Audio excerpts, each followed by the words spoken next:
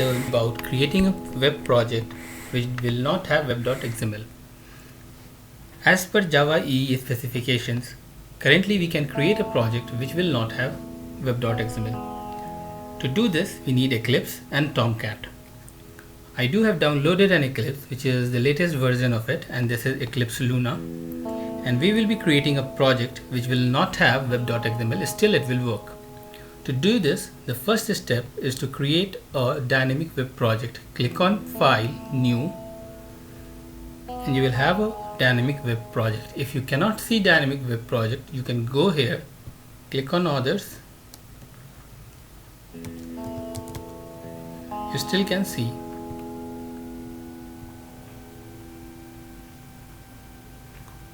We will give this project name as EE because it is enterprise application. When you do next, you can see a source, and further doing next, you can see web.xml is an optional thing. If you click here, it will generate one web.xml for you, and I am skipping it. Once done, you will see a project being created here. At this point of time, you will only have one source and library. This library contains web app libraries, and what we will do now, we will try to add server to it.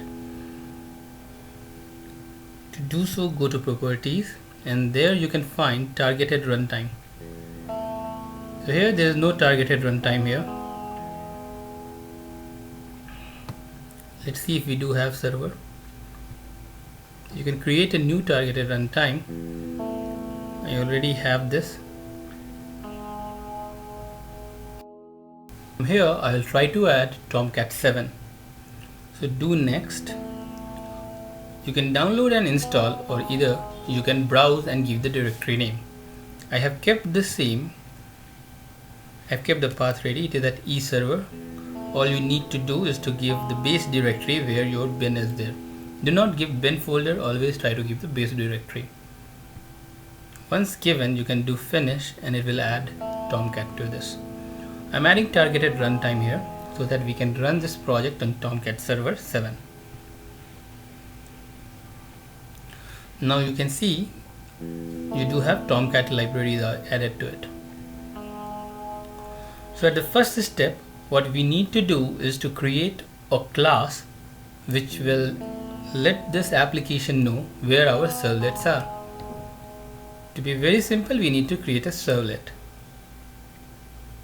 To do this, I'll create a class called app_servlet. I'll put this under a package because it is already saying as a warning that you should use default. The use of default package is discouraged, so I'll put it inside a package.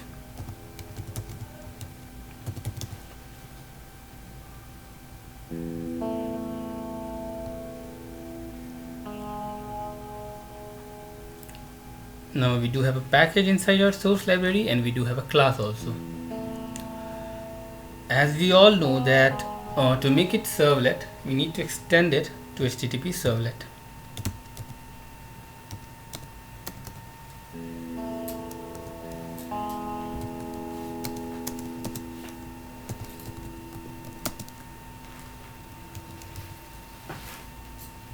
So we cannot see HTTP servlet class here.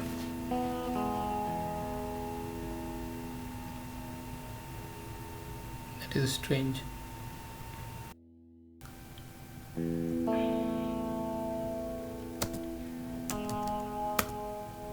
Once done, what we will do, so it is currently extending to HTTP servlet.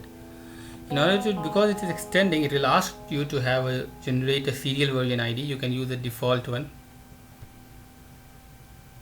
And now we will write our do get and do post method. But you might be actually wondering how will actually it hit this particular servlet. In order to do that, as we will be doing it all through annotations, we need to do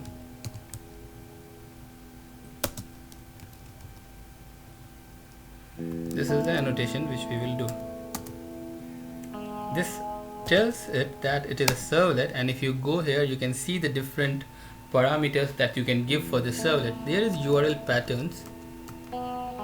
Once done, which because it is patterns you can give multiple patterns, but we will be giving here only one. In this example I'm giving the base package. So once this application starts, it will hit the base package and it will hit this particular servlet. We'll write our doGet method here.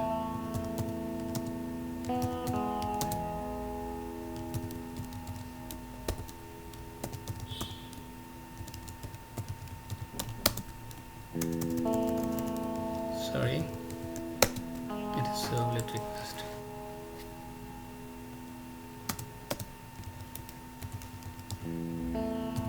And HTTP servlet response.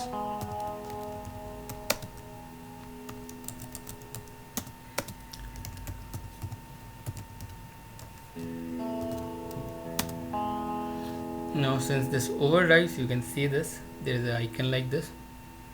Anyway, we will be trying to write some code here. We will take a print writer object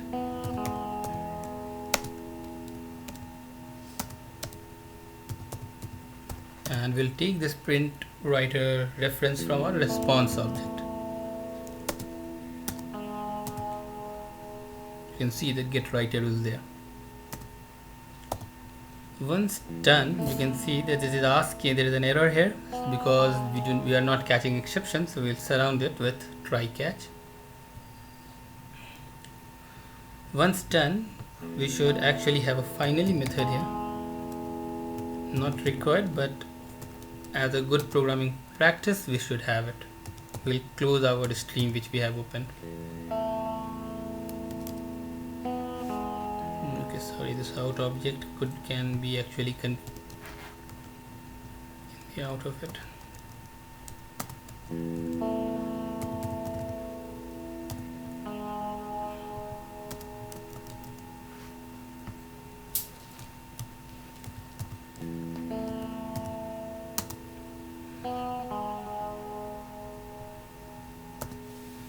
Now with this out object we'll write a simple code.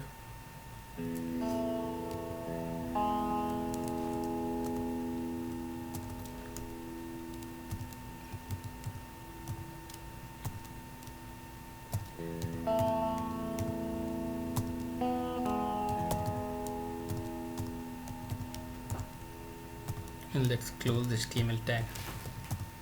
So we are doing nothing actually, just we are trying to write this into our JSP. So JSP should come up with hi. Let's see if this code does run.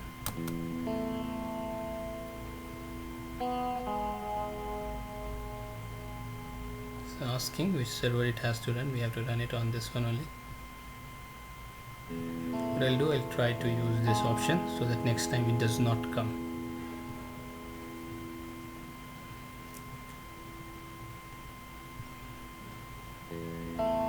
So you can see it has come up with hi. That concludes this tutorial.